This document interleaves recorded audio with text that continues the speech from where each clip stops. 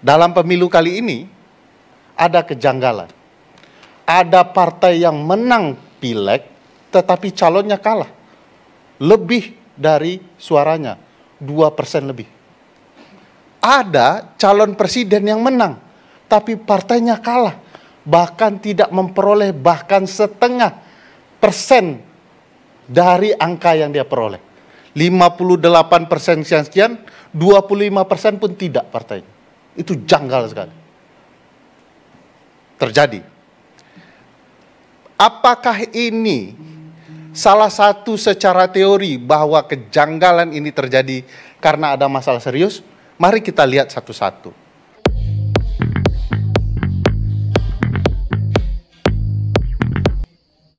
Karena kalau film itu berbasis riset ya, semuanya riset. Tapi terpilih untuk ditampilkan dalam film. Hanya yang potensial tidak bisa diganggu-gugat saja yang diinput dalam film. Itu sebabnya seluruh data di film itu sampai hari ini, entah besok pagi, tidak ada yang mengkritik dan melaporkannya. Siapa yang menuduh fitnah, tidak pernah menyebutkan fitnahnya di bagian mana.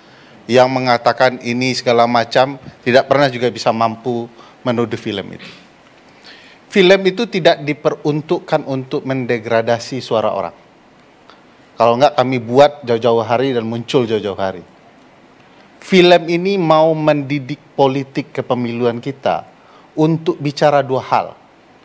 Satu, bahwa kecurangan terjadi dan terjadi dalam satu putaran dan 50% terbukti. Data film itu mengatakan sampai hari ini. Kedua, siapa pelaku kecurangannya. Dan kami langsung tunjuk hidung, aktor terbesar dalam kecurangan pemilu adalah Presiden Republik Indonesia, Presiden Joko Widodo.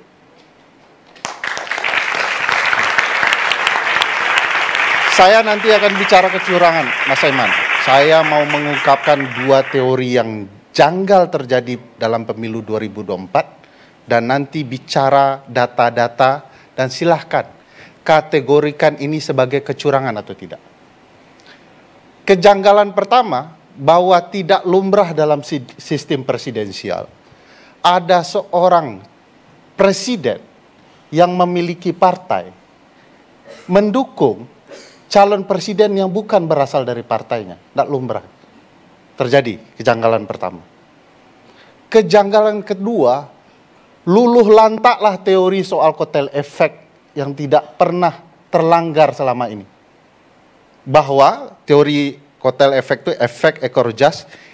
Jas yang dimaksud itu jas tuxedo. Ekornya dua sama. Maksudnya adalah kalau ada partai yang menyokong seorang presiden, maka dua suara yang dikumpulkannya itu rata-rata sama. Dalam pemilu kali ini ada kejanggalan. Ada partai yang menang pileg tetapi calonnya kalah.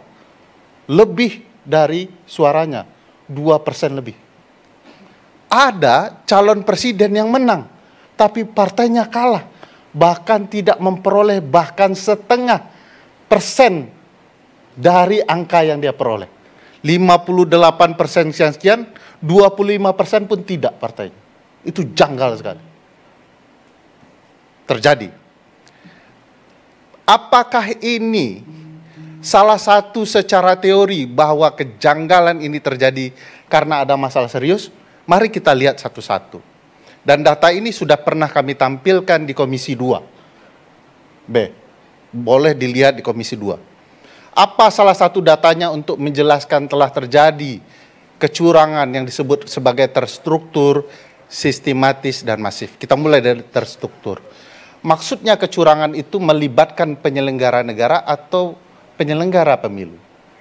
Contoh misalnya dalam sebuah sidang di Komisi 2, masyarakat sipil hadir membawa alat bukti, jumlahnya 38 alat bukti, yang bicara soal kecurangan penyelenggara pemilu dalam hal ini KPU. Wasit, ini ada profesor komunikasi politik sekaligus pakar sepak bola. Wasitnya bermasalah. Apa datanya? Kami membawa screenshot dan juga rekaman serta video perintah KPU RI kepada seluruh KPU di daerah untuk melakukan kecurangan pemilu. Ditampilkan di Komisi 2 secara terbuka, lalu begitu tampil pembicaraan soal perintah melakukan kecurangan itu, Komisi 2 selalu begitu ya, langsung menutup sidang, menyatakan sidang tertutup, mengusir wartawan. Sampai hari ini videonya masih ada di YouTube. Penyelenggara. 38 bukti. Video, rekaman, dan tangkapan layar.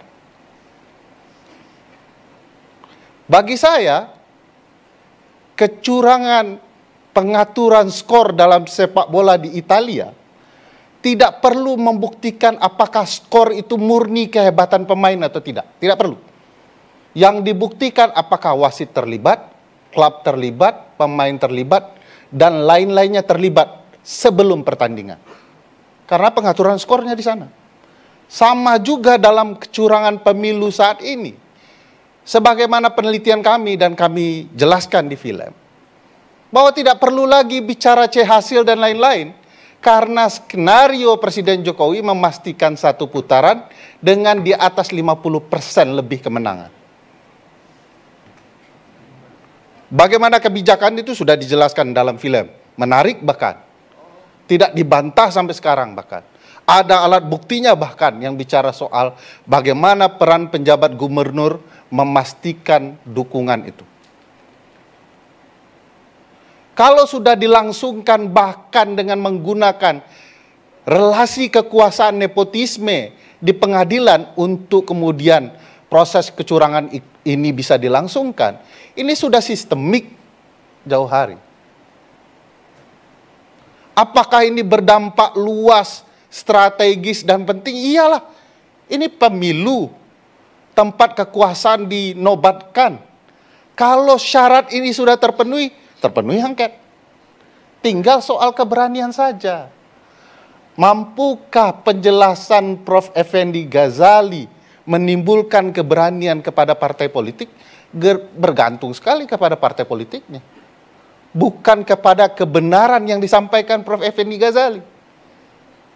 Karena partai juga tahu ini. Apalagi syaratnya mudah sekali. Syaratnya cuma minimal 2 fraksi, bahasa undang-undangnya sudah disampaikan, lebih dari 1 fraksi. Ya. 25 tanda tangan itu usul. Usul saja tidak berani, bagaimana kemudian pansel hak angket bisa muncul?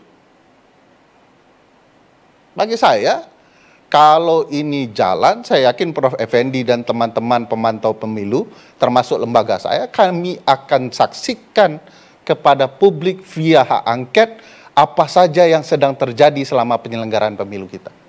Jadi tujuannya itu bukan untuk mengubah hasil, karena tidak akan Tunggu, belum hasil. sampai ke sana. Belum sampai. Karena berdasarkan pasal 20A Undang-Undang Dasar, pasal 79, 199, dari Undang-Undang MD 3, ini tidak soal KPU. Ini soal keterlibatan sekali lagi Presiden. Kalau kemudian terkuak kecurangan dalam forum penting bernama hak angket itu, yang bukan tidak mungkin kita mengetahui kenapa pemilu kita dilangsungkan sangat buruk, ya soal hasil bisa menyertai bukti-bukti ini di Mahkamah Konstitusi. Saya mau mengatakan, tadi Prof. Effendi sudah menyinggung, soal Sirekap yang menggemaskan lagi gemoy itu. Misalnya, kenapa buat sistem seperti itu dan orang masih mempertahankan bahwa KPU sebagai penyelenggara benar secara administrasi, itu aneh betul. Sebab kenapa? Satu TPS itu maksimum surat suara 300, Bang Ade. Cadangan 6. Lalu ada sistem yang mestinya kalau ada angka 600 masuk, 700 masuk, dia harus menolak otomatis itu. Constraint. Iya. Langsung ditolak. Sistem yang sederhana saja. Ini saya mau ceritakan sistem yang dibuat Bang Hadar Nafis Gumai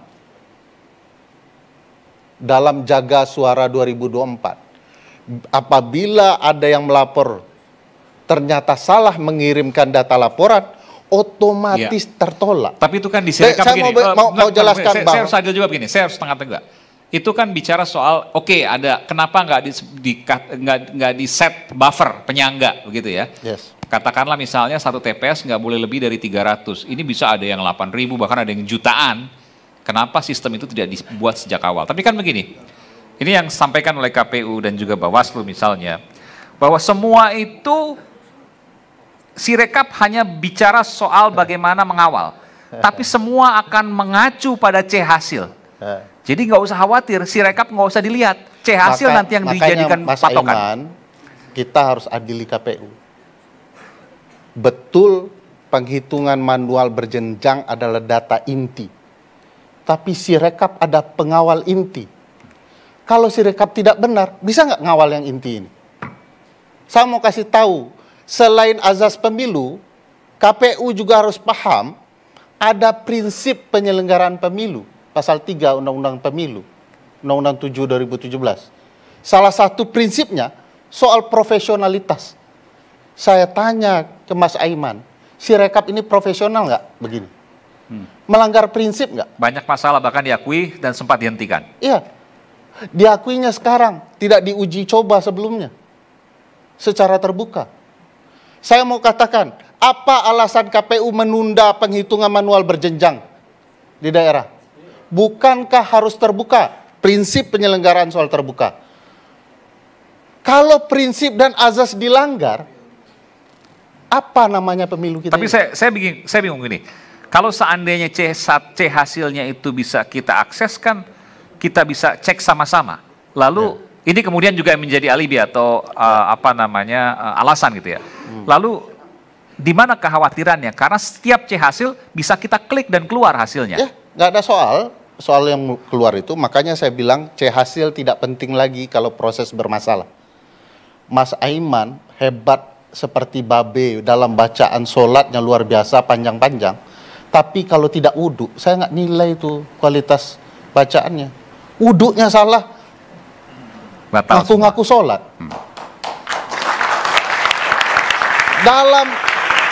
Dalam hukum administrasi negara, hasil memang penting, tapi proses juga penting.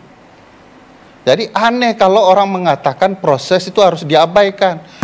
Sudahlah ngaku kalahlah wir. Bukan itu soalnya. Bukan itu soalnya.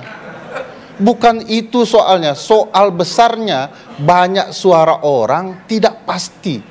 Padahal prinsipnya ini bicara berkepastian hukum.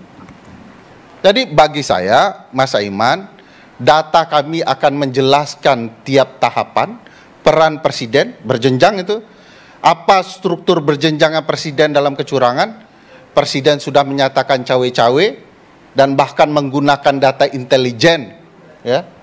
Kalau pakai kasus... Dan itu harus dibuktikan, tidak bisa kemudian disampaikan saja. Nggak perlu dibuktikan, pelaku mengaku. Oh iya, tapi apakah digunakan untuk pemilu atau tidak kan itu harus dibuktikan. Kita tidak bisa menuding begitu saja. Gampang membuktikan. Makanya saya jelaskan peran struktural presiden. Presiden sudah ngaku cawe-cawe menggunakan data intelijen terkait dapur partai. Lalu diikuti oleh para pembantunya berbasis pasal 17 dan pasal 17 Undang-Undang Kementerian. Siapa itu para pembantunya? Menteri dan wakil menteri. Dalam film kami ungkapkan video keterlibatan mereka. Penjabat gubernur juga terlibat. Bahkan presiden melanggar ketentuan soal evaluasi penjabat gubernur per 6 bulan. Presiden yang mengatakan, saya yang akan evaluasi tiap hari. Ada data, penjabat-penjabat ini menyampaikan ke banyak pihak bahwa Anda harus pilih 02. Pelakunya bukan Pak Prabowo, Pak Jokowi. Karena dia yang punya kekuasaan. Lalu, satuan pemerintah terendah, kepala desa. Datanya 81 juta suara DPT yang mereka kuasai. Mengaku mendukung karena terancam oleh berbagai aparat. Ada datanya juga. Di film disampaikan, kepala desa mengeluarkan suara betapa mereka diteror. Jadi Ya. Boleh ya?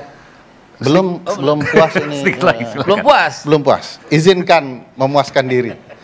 Jadi data struktural itu jelas, terbuka, bisa dilihat. Bahkan menurut saya Presiden Jokowi tidak malu-malu lagi menunjukkan keterlibatan. Saya tidak menyalahkan Pak Prabowo yang berkampanye karena haknya berkampanye. Tapi Presiden menipu publik seluruhnya, mengatakan dia tidak berkampanye. Padahal dia sudah makan bersama calon presiden, mendukung secara terbuka. Sebab ketentuan pasal 1 angka 35, apa yang disebut dengan kampanye? Bentar, makan dengan calon Ya, presiden kan ini- belum tentu ini pakai mendukung pasalnya. juga. Ini Meskipun pakai- orang bisa punya persepsi yang Ini pakai berbeda-beda. pasalnya. Menteri Pertahanan. Dengan Ini Menteri Pertahanan disebutkan tadi. bukan. Itu kan hari kampanye. Pasal 1 angka 35 bilang kampanye itu tidak soal membicarakan visi misi program, tetapi juga citra diri. Membangun citra Pak Prabowo sambil makan bakso. Perlu dipahami Presiden, itu adalah ruang Walaupun kampanye. sebagai Menhan. Walaupun sebagai Menhan. Dia calon, coba saya tanya Mas Aiman, kapan Pak Prabowo jadi calon presiden dan kapan dia jadi Menhan? Ini Dua-duanya ada melekat. cerita. Wakil Presiden Hasyim Muzadi, beliau kenal sekali, kebetulan ingin menjenguk kawannya di penjara. Begitu beliau keluar, orang heboh. Lalu dia menetralisir dengan mengatakan, saya berkunjung atas nama teman. Pertanyaan besarnya, kapan beliau tidak jadi wakil presiden? Apakah gara-gara masuk penjara mengunjungi temannya, dia tidak lagi wakil presiden? Enggak. Seluruh alat kelengkapan negara yang menunjang wakil presiden tetap mendampingi beliau. Ke toilet saja, dia dapat fasilitas, dikawal itu. Cawapres waktu itu. Bukan cawapres. Ini Hasyim Muzadi contohnya.